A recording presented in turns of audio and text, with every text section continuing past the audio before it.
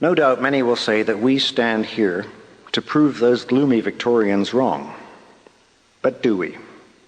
They may have been wrong on the details they imagined for our times, but they were right to foresee trouble. Just ahead lay the Great War and 12 million dead, the Russian Revolution, the Great Slump, leading to Hitler, the death camps, the Second World War with 50 million dead, the atom bomb. And these in turn to the Korean War, the Cold War, the near-fatal Cuban Missile Crisis, Vietnam, Cambodia, Rwanda. Even the most pessimistic Victorian might have been surprised to learn that the 20th century would slaughter more than 100 million in its wars, twice the entire population of the Roman Empire. The price of history does indeed go up. The Victorian scientific romances had two modern descendants, mainstream science fiction and profound social satire set in nightmare futures. The latter includes several of the last century's most important books: Aldous Huxley's Brave New World, George Orwell's 1984, and J.M. Coetzee's Waiting for the Barbarians, plus a number of post-nuclear wastelands, of which Russell Hoban's Ridley Walker has to be the masterpiece. With the nuclear threat fading, maybe, modern apocalyptic novels have revisited concerns first raised before Hiroshima, especially the risks of new technology. The clanking monsters of Erewhon have now taken subtler forms that threaten the whole biosphere. Climate disruption, toxic waste, new pathogens, nanotechnology, cybernetics, genetic engineering. One of the dangers of writing a dystopian satire is how depressing it is when you get things right. 10 years ago, I began working on my novel, A Scientific Romance, a title I chose to acknowledge the Victorians, and because my theme was our love affair with science. For satirical purposes, I made what I thought were wild extrapolations. I had a character die of mad cow disease, thinking that in the final draft I would probably have to kill her off with something less far-fetched. By the time the book was published in 1997, dozens of people really had died of mad cow. Other elements of the satire: climate change that turns wintry London into a tropical swamp, a race of genetically modified survivors, and a GM grass that doesn't need mowing because it has the self-limiting properties of human pubic hair, no longer seem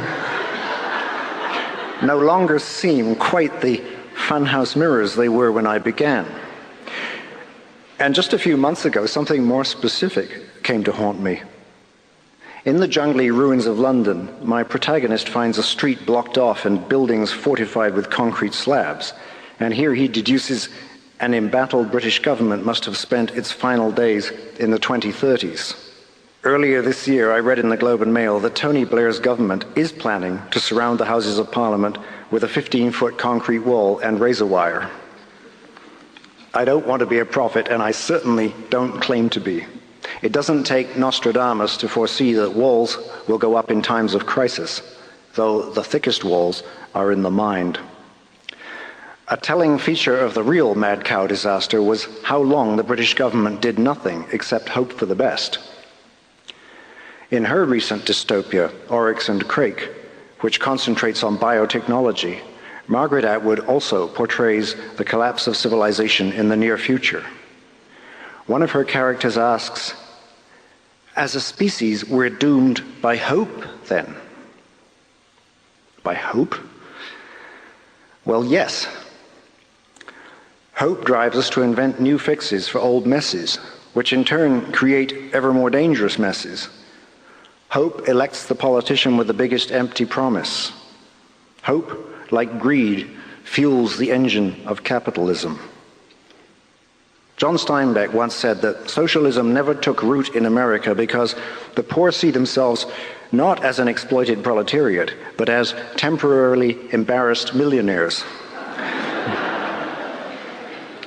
This helps explain why American culture is so hostile to the idea of limits, why voters during the last energy shortage rejected the sweater-wearing Jimmy Carter and elected Ronald Reagan, who scoffed at conservation and told them it was still morning in America.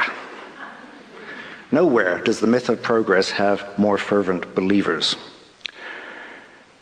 Marx was surely right when he called capitalism, almost admiringly, a machine for demolishing limits. Both communism and capitalism are materialist utopias, offering rival versions of an earthly paradise. In practice, communism was no easier on the natural environment, but at least it proposed a sharing of the goods. Capitalism lures us onward like the mechanical hare before the greyhounds, insisting that the economy is infinite and sharing therefore irrelevant. Just enough greyhounds catch a hare now and then to keep the others running till they drop. In the past, it was only the poor who lost this game. Now, it is the planet. Those who traveled in their youth and have gone back to old haunts after 20 or 30 years can't fail to observe the massive onslaught of progress, whether it be the loss of farms to suburbs, rivers to dams, mountains to cement quarries, or coral reefs to condominiums. We still have differing cultures and political systems, but at the economic level, there is now only one big civilization, feeding on the whole planet's natural capital. We're logging everywhere, fishing everywhere, irrigating everywhere, building everywhere, and no corner of the biosphere escapes our hemorrhage of waste. The 20-fold growth in world trade since the 1970s has eliminated self-sufficiency. Every El Dorado has been looted, every Shangri-La equipped with a Holiday Inn. Joseph Tainter, and he was writing his book on collapses in 1988, noted this interdependence, warning that collapse, if and when it comes again, will this time be global. World civilization will disintegrate as a whole.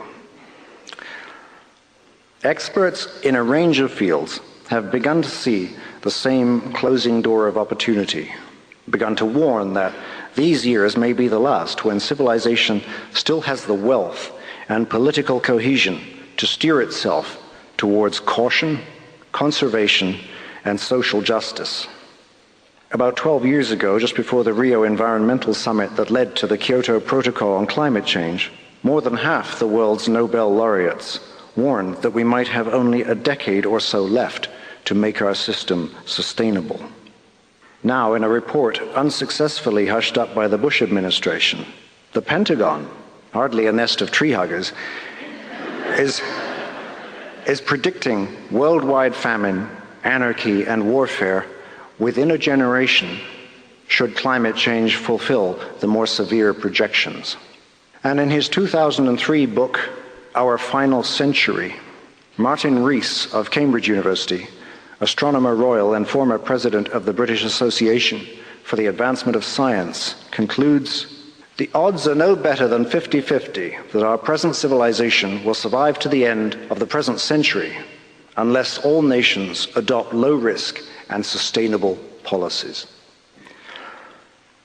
Skeptics point to earlier predictions of disaster that weren't borne out, but that is a fool's paradise. Some of our escapes, from nuclear war for one, have been more by luck than judgment and are not final. Other problems have been sidestepped but not solved. The food crisis, for example, has merely been postponed by switching to hybrid seed and chemical farming at great cost to soil health and plant diversity. I'm Paul Kennedy, and this is Ideas. From the Macmillan Theatre at the University of Toronto, you're listening to The Rebellion of the Tools, the fifth and last of Ronald Wright's 2004 Massey Lectures, A Short History of Progress. Following the attacks of September the 11th, 2001, the world's media and politicians focused, understandably, on terrorism. Two things need to be said here. First, terrorism is a small threat compared with hunger, disease, or climate change. 3,000 died in the United States that day. 25,000 die every day in the world from contaminated water alone. Each year, 18 million babies are born mentally impaired by malnourishment. Each year, an area of farmland greater than Scotland is lost to erosion and urban sprawl, much of it in Asia. Second, terrorism cannot be stopped by addressing symptoms, yet not the cause. Violence is bred by injustice, poverty, inequality, and other violence. This lesson was learned very painfully in the first half of the 20th century at a cost of some 80 million lives. Of course, a full belly and a fair hearing won't stop a fanatic, but they can greatly reduce the number who become fanatics. After the Second World War, a consensus emerged to deal with the roots of violence by creating international institutions and democratically managed forms of capitalism based on Keynesian economics and America's New Deal.